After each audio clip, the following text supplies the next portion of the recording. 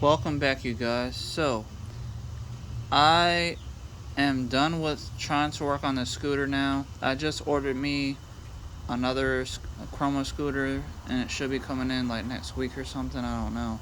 But, either way, I have one Chroma Peak scooter working, but this one I've been trying to get working. That's the reason why this is another part of the same episode, basically, because I realized that the scooter is gonna stay broken because the hub motor is literally locked up. It's stuck. It won't move.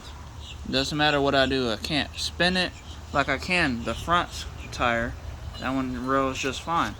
But it's the back tire, the scooter, the hub motor is damaged.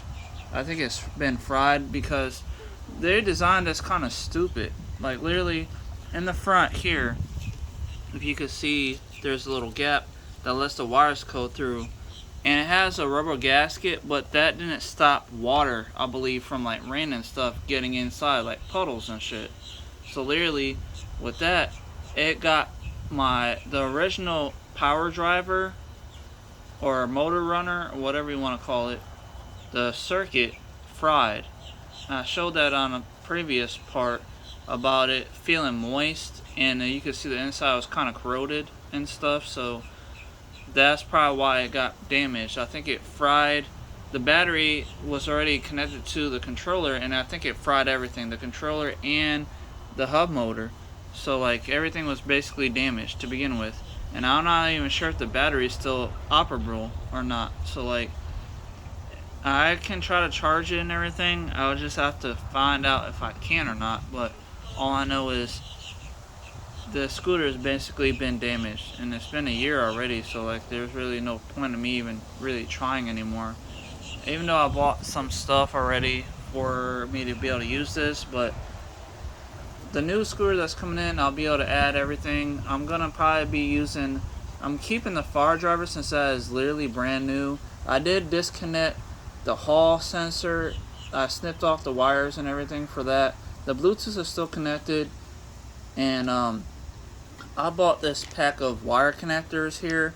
They're screw terminals, so they lock into the wire, so you don't have to do any soldering if you don't want to. I got a pack of 5, and it was like maybe $10 to $15 for the pack of 5 of them.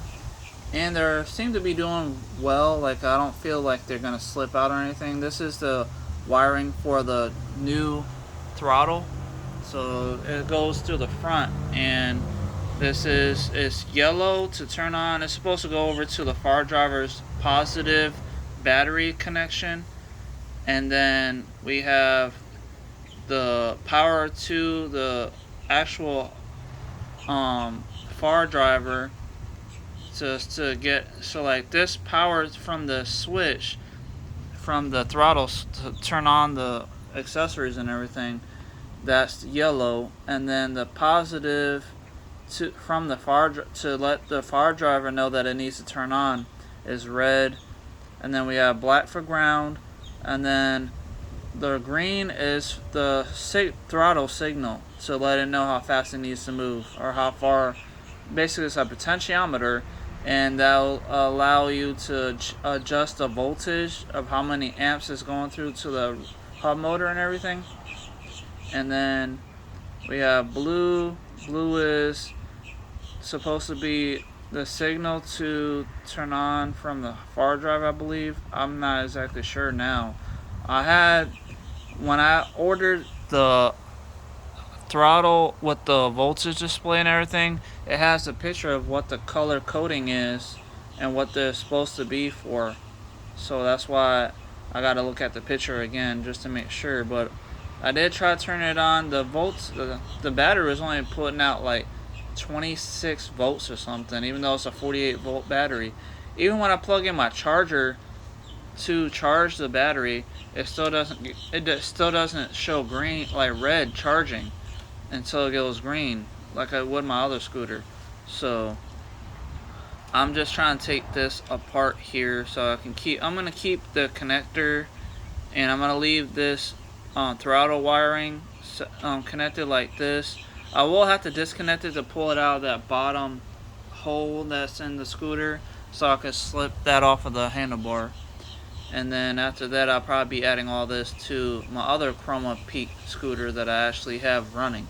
Like, that one works and it charges just fine, but I gotta probably still work on that one, because obviously now that I know for sure there was a gap that allowed water and moisture to get into the driver and the battery, then I gotta double check the new scooter to see if that has the same issue so I can stop that from happening.